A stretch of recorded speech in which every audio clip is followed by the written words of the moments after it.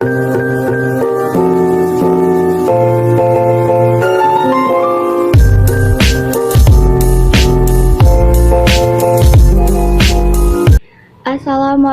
warahmatullahi wabarakatuh. Perkenalkan, nama saya Melinia Dwi Agustina dengan NIM L1A11878, mahasiswi Prodi Kehutanan Fakultas Pertanian Universitas Jambi. Pada kesempatan kali ini, saya akan menjelaskan tentang materi rancangan peta terbagi atau split plot. Sebelumnya, kita akan menjelaskan apa sih yang dimaksud dengan rancangan peta terbagi tersebut. Rancangan peta terbagi atau split plot ini merupakan rancangan yang terdiri dari beberapa jenis rancangan dasar seperti rancangan acak lengkap atau rancangan acak kelompok, dan sifatnya itu superimpose, yang artinya ada salah satu faktor yang didahulukan dan lebih dipentingkan daripada faktor-faktor yang lainnya. Ada beberapa alasan mengapa kita harus memilih rancangan tersebut. Yang pertama yaitu derajat ketepatan. Kedua, ukuran nisbi mengenai pengaruh utama. Jadi, yang tadi itu di blau, bahwa ada faktor yang lebih jauh penting untuk diteliti daripada faktor yang lain. Selanjutnya yaitu praktek pengelolaan, dan juga mungkin ada terbatasan waktu dan juga lokasinya, di mana pada dasarnya mungkin tidak dapat diaplikasikan rancangan yang umum seperti rancangan acak lengkap atau rancangan acak kelompok. Berikut lanjutan dari alasan pemilihan rancangan split plot. Yang pertama, umumnya pada dasarnya rancangan ini ada dua, yaitu petak utama dan anak petak, atau biasa dibilang sebagai main plot, itu petak utama, atau subplot yang disebut dengan anak petak. Nah, main plot ini umumnya memiliki ketepatan yang lebih rendah, sedangkan anak petak memiliki ketepatan yang lebih tinggi. Ini yang disebut dengan superimpose. Ada yang lebih penting karena kita ingin melihat ketepatan nilai yang lebih akurat, yang bersisi lebih tinggi di anak petak dibandingkan petak utama. Kenapa seperti itu?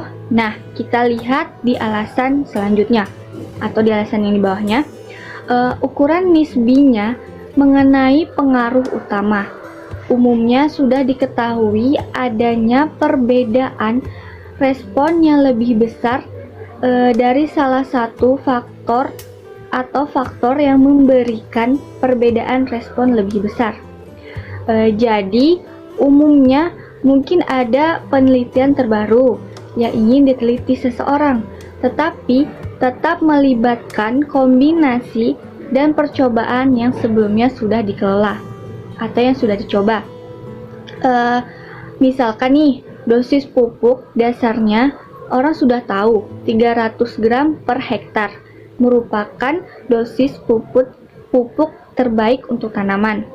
Namun, para peneliti ini ingin melihat bagaimana ketika dosis dikombinasikan dengan beberapa campuran atau formulasi.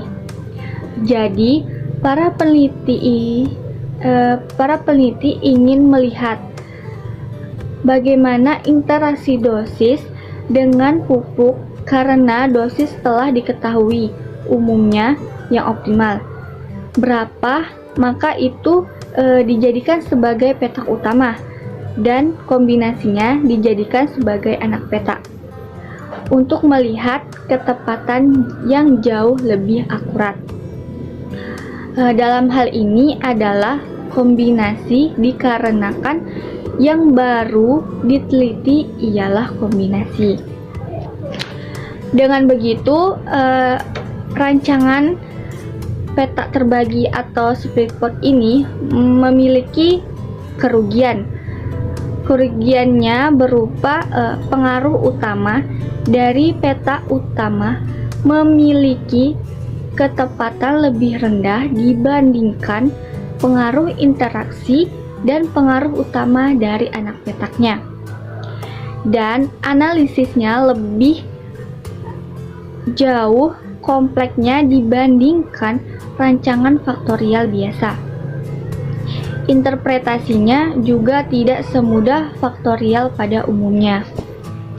Selanjutnya, ada penggunaan RAL atau rancangan acak lengkap dalam rancangan peta terbagi atau split plot. Rancangan split plot dengan mode rancangan dasar rancangan acak lengkap. Ini ada contoh, misalnya kita punya pemupukan 3 taraf. Mungkin bisa dibilang yaitu 100, 200, dan 300. Dan kita ingin mencoba menggunakan varietas pada berbagai dosis pupuk atau dosis pupuk pada berbagai varietas. Kita harus tentukan dulu nih, di sini yang ada adalah pemupukan itu sebagai peta utama dan varietas sebagai anak peta. Berarti kita akan melihat pengaruh pemupukan pada beberapa taraf varietas tanaman. Jadi yang lebih kita pentingkan di sini adalah varietas tanamannya. Pengacakan pada petak utamanya. Pertama yang dilakukan adalah tentukan dulu pengacakan dari main plotnya atau peta utamanya. Apakah rancangan dari main plot itu sendiri? Kita buat dulu. Itu kan ada 3 kali ulangan dan ada 3 kali taraf pemupukan. Jadi 3 kali 3 akan didapatkan 9 petak. Dan 9 petak ini kita acak sehingga didapatkan model pengacakan seperti yang di bawah, yaitu yang A2, A3, A2, A1, A2, A3, A1, A1, dan A3. Ini terserah ya, diacak menggunakan teknik Lotre ataupun juga bisa menggunakan fungsi random, misalnya seperti yang di Excel. Setelah diacak, digandakan ke bawah sehingga muncul seperti tabel yang di atas. Lalu ada pengaruh varietas 2 taraf. Varietas ini yang diacak secara berpisah. Jadi karena dia cuma ada 2, kita lihat dari atas sampai bawah kita acak. B2 dan B1, yang satunya B1 dan B2, B2, B1, B1. Kan ada 3 taraf, B3, B2, dan B1, dan seterusnya. Begitu pengacakan pada acak lengkap. Untuk RA atau rancangan acak kelompok akan kita coba hal yang sama. Pada dasarnya hanya kita golongkan saja menjadi beberapa kelompok. Kita bagi dulu, ada kelompok 1, 2, dan 3. Seperti tadi, hanya sekarang main plotnya atau peta utamanya kita kelompokkan dulu menjadi kelompok 1, kelompok 2, dan kelompok 3. Lalu kelompok 1 kita acak, kelompok 2 kita acak, dan kelompok 3 juga kita acak. Selanjutnya ini ada yang penting juga pada RAL, rancangan acak lengkap. Pada linearnya adalah pengamatan parameter yang disimbolkan Y, itu sama dengan nilai dari rata-rata umum ditambah pengaruh dari faktor A ditambah pengaruh faktor B ditambah pengaruh dari acak petak utama. Ini yang penting, ada pengaruh acak utama yang muncul pada taraf pertama dan pengaruh atraksi taraf utama A dan B ditambah dengan pengaruh dari gelap eksilop. Rancangan umumnya, biasanya kan ini nggak ada ya yang YIK ini atau yang biasa disebutkan mu IK. Ya, karena pada dasarnya kita tidak ada pengaruh acak petak utama. Main plot atau subplot pada dasarnya memang pengaruh acaknya seimbang antara faktor A dengan faktor B atau faktor 1 dengan faktor 2 nya gitu, antara dua jenis perlakuan tersebut. Untuk yang rancangan acak kelompoknya mungkin sama ya, ininya linearnya sama, mungkin ditambahkan ada faktor betanya, ada pengaruh aditif yaitu ada faktor B, ada faktor A, dan P-nya itu ada pengaruh aditif dari kelompok K. Mungkin itu yang dapat saya sampaikan.